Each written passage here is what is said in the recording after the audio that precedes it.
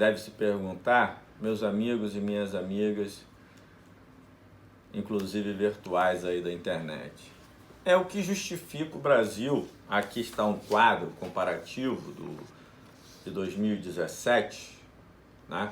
Colocando a China como a primeira economia do mundo, os Estados Unidos como a segunda, a Índia e o Japão como quarta economia do mundo, a Rússia como a Alemanha como a quinta economia do mundo, a Rússia como a sexta, a Indonésia como a sétima e o Japão como a oitava economia do mundo. Todo brasileiro deveria se perguntar é por que o Japão ocupa a quarta economia do mundo e o Brasil apenas a oitava. Tá certo? Vamos fazer aqui um pequeno comparativo entre o Japão e o Brasil em termos de tamanho territorial e uma série de outros fatores aqui. Tá? O Japão, para que se ter uma ideia, o Japão é menor do que o estado da Bahia. O Japão equivale a 1,5 vezes o estado de São Paulo, tá certo? Agora, qualquer explicação mais razoável nós temos que pegar com relação a dados históricos, tá? Hoje foi registrada a candidatura de Luiz Inácio Lula da Silva no TSE, Tribunal Superior Eleitoral. E nós vamos entender o que isso tem a ver com o fato do Brasil não ser, talvez, a terceira economia do mundo.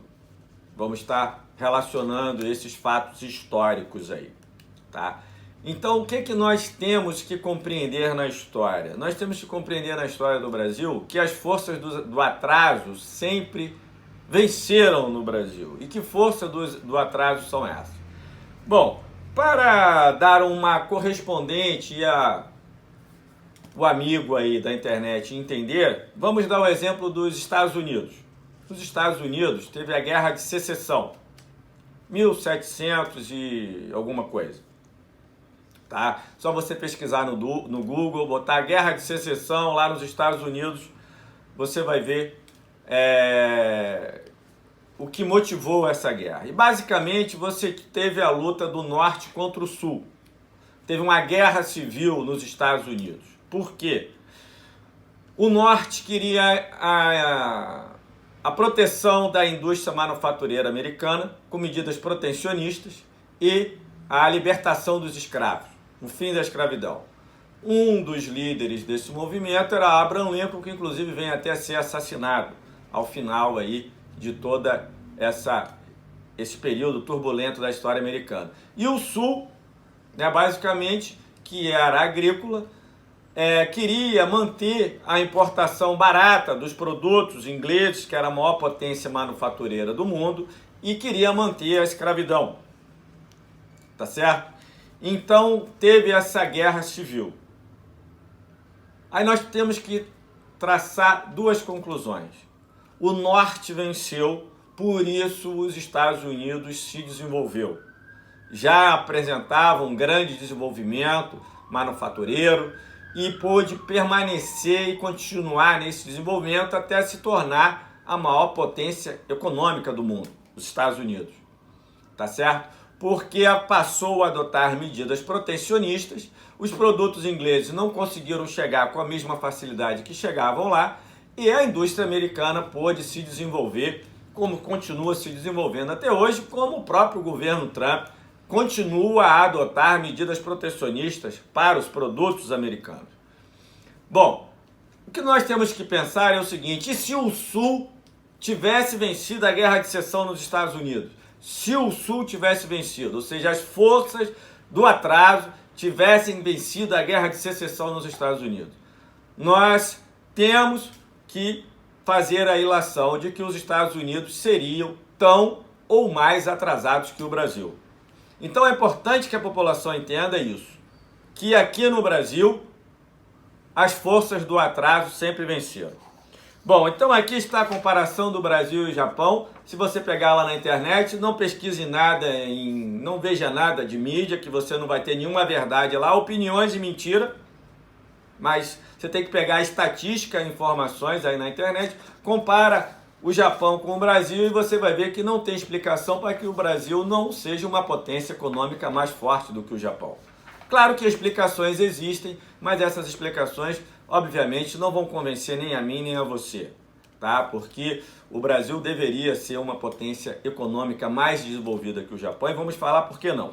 Bom, aqui nós vamos falar de um outro exemplo histórico, que é a tarifa de Alves Branco. Manuel Alves Branco, ele começou com tarifas, uma política alfandegária, no período do reinado de Dom Pedro II, de 1844, e que durou até 1860. E vamos falar por que Alves Branco caiu.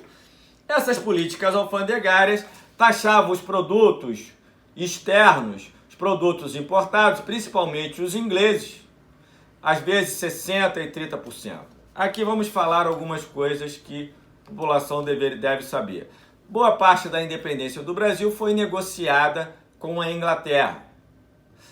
Portugal devia muito à Inglaterra e a Inglaterra tinha necessidade de mercados consumidores, portanto, interessava a Inglaterra acabar com a escravidão no Brasil, porque escravos não consomem, apenas homens livres consomem. Então, essa que foi a negociação feita.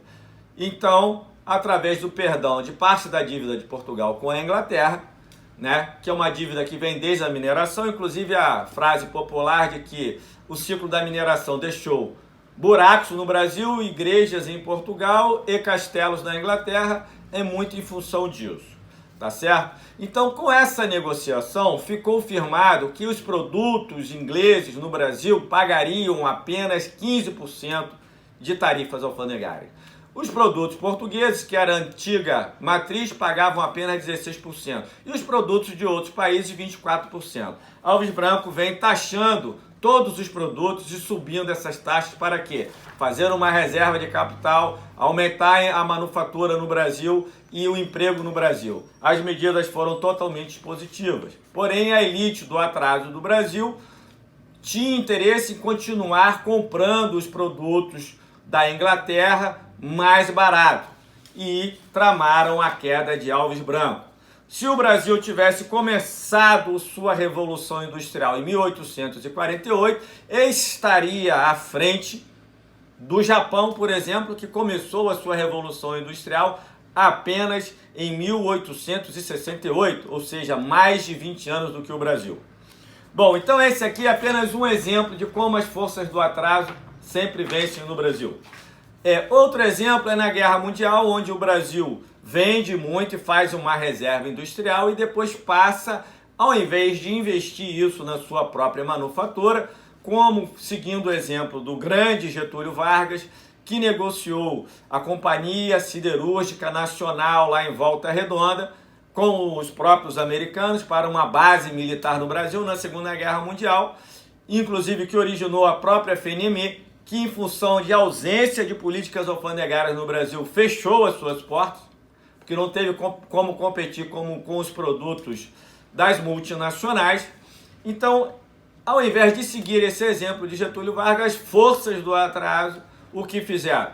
Torraram todo esse saldo comercial brasileiro, importando bonecas, quinquilharias da indústria, seja da Inglaterra, seja da Alemanha, recuperando a indústria alemã e inglesa do pós-industrial e a nossa indústria continuando precária.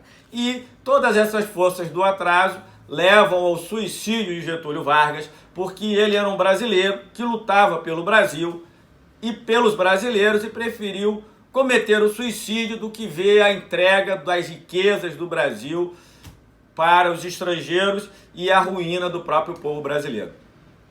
Bom, outros exemplos que nós temos aqui, o próprio JK. Mesmo ele abrindo a economia brasileira para o capital externo, ele foi impedido através de uma falsa denúncia de corrupção, de se candidatar à reeleição e depois, misteriosamente, ele apareceu morto num acidente de carro que até hoje ninguém tem explicação pela sua morte. E agora tivemos no governo do PT, do Lula e da Dilma, o crescimento do Brasil, que deixou de ser a 13ª economia do mundo, chegou à 5ª, ficou um bom período na 6ª economia do mundo e atualmente, como vocês viram aqui no início da nossa fala, ocupou no ano de 2017 a 8ª economia do mundo. Bom, então são essas forças do atraso que impedem o Brasil de se desenvolver. E que força do atraso são essas? Hoje no Brasil nós temos 46 bilionários que mandam no Brasil. Esses 46 bilionários, eles são totalmente dependentes do capital externo e do know-how externo. Então, para eles interessam a entrega das nossas riquezas. Eles ou são testa de ferro de multinacionais americanas ou estão completamente atrelados, seja por corrupção ou processos de corrupção ou coisas até muito pior, eles estão completamente atrelados a interesses estrangeiros e a eles interessam a entrega das riquezas brasileiras, inclusive os marinhos da Globo, inclusive todos os da mídia, Globo, Globo News, Band News, Record News, porque se vendem por patrocínios de petroleiras e etc, etc, etc. Então hoje você vê a entrega do patrimônio nacional, você vê a entrega do pré-sal, só o pré-sal hoje é uma riqueza incalculável, né? O Brasil hoje é a 3ª maior reserva de petróleo do mundo, só perde para a Venezuela e para a Arábia Saudita. O Brasil é a 3ª maior reserva de petróleo do mundo, insisto em dizer. É como se você, e hoje, você que está me ouvindo aí, você é manipulado sem perceber. Porque se eu perguntar para você, e você honestamente me responder, eu perguntar, você quer um produto nacional ou importado? Você, sem pensar 2 vezes, você vai dizer que quer um produto nacional, importado, melhor dizendo. Mas por que você não prefere o produto nacional? Por que você não luta pelo produto nacional? Por que você não luta pela empresa nacional, pelo emprego aqui no Brasil? Porque todo dia você tem uma lavagem cerebral da mídia para que isso aconteça. A mídia é entreguista. E todo esse entreguismo hoje, esse neo-entreguismo, ele vem com um discurso pseudo-edificante, tais como acabar com as mordomias, acabar com os privilégios, acabar com a corrupção. Porém, a verdadeira corrupção ninguém fala nesse país, que é uma das coisas que explicam por que o Japão é um país desenvolvido e o Brasil não, que são os juros altos. O Japão não tem uma política de juros altos. O Brasil tem uma política de juros altos. Esta é a principal corrupção do Brasil. Então, os rentistas, a financiarização do capitalismo, toda a sociedade trabalha para pagar esses parasitas. E toda essa corrupção, esse dinheiro que é dado para esses rentistas e para os bancos, ninguém fala dessa corrupção. Então, são essas corrupções, esse descaso com os setores produtivos nacional, com a valorização do trabalho com as forças produtivas, né? E o Japão é um povo que trabalha muito. Por quê? Porque lá o trabalho é valorizado. Por isso que o povo japonês trabalha muito. Aqui você não vê a valorização do trabalho, você não vê políticas sociais. Por isso que o Japão é um país desenvolvido e o Brasil não. Então são todas essas medidas, é como se você aceitasse, por exemplo, que chegasse um terceiro na sua casa, levasse seu micro-ondas, aquilo que você trabalhou a vida toda, aquilo que você batalhou a vida toda para comprar, levasse seu micro-ondas, sua geladeira, seu fogão, né?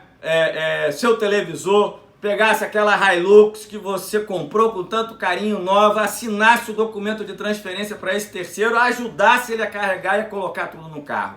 E esse estranho levasse tudo. Então só uma população imbecilizada que vai aceitar isso, a entrega das riquezas. Porque a partir do momento que o Brasil entregar todas as suas riquezas aos estrangeiros, seja petróleo, seja as águas, seja a Embraer, seja a Eletrobras, o que vai acontecer? Nós vamos ter que nos sujeitar ao que os estrangeiros todos quiserem. Os melhores empregos vão estar na mão dos estrangeiros. As melhores mulheres vão estar na mão dos estrangeiros. E você que é brasileiro e fala que o Brasil é uma porcaria, que os brasileiros são uma outra porcaria e você acha que você não está inserido nisso, engano seu. Você é brasileiro. Você está falando mal de você mesmo e do seu país. Não estou aqui como um patriota, porque o patriotismo é o último refúgio dos canalhas. Estou falando como brasileiro, como nacionalista, como todo brasileiro que tem que defender as nossas riquezas, como defendeu no passado, com a campanha do Petróleo é Nosso, e hoje, infelizmente, a população está sendo imbecilizada para a integra de nossas riquezas. E é isso que nós temos que lutar. Então, vamos voltar agora ao registro da candidatura do Lula, a impugnação do Lula e por que o Lula incomoda tanto. O Lula incomoda porque ele quer defender o Brasil e os brasileiros, quer defender as riquezas brasileiras e quer acabar com a entrega das riquezas brasileiras, seja do pré-sal, seja da Embraer, e isso incomoda aos 46 bilionários que mandam no Brasil. São 46 bilionários para 110 milhões de otários, porque essa que é a realidade, porque essa entrega do patrimônio nacional vai apenas beneficiar esses bilionários, inclusive os 3 marinhos que são donos da Globo. Então você que é brasileiro, você tem que lutar não apenas pela candidatura do Lula, mas também pela eleição de deputados do PT, de senadores do PT, para que você consiga barrar a entrega das riquezas nacionais, porque são nossas riquezas. Não pense você que essas riquezas não favorecem a sua qualidade de vida, não favorecem o melhor para o Brasil e para os brasileiros, porque 210 milhões de brasileiros não vão conseguir sair do Brasil. Então hoje que você vê é desemprego, é a escalada de violência, a prostituição das filhas brasileiras, porque as riquezas estão sendo entregues. E apenas a reversão disso que pode mudar toda essa história. Então temos que lutar pela soberania nacional para defender as nossas riquezas e que as riquezas do Brasil continuem e permaneçam na mão dos brasileiros. Muito obrigado.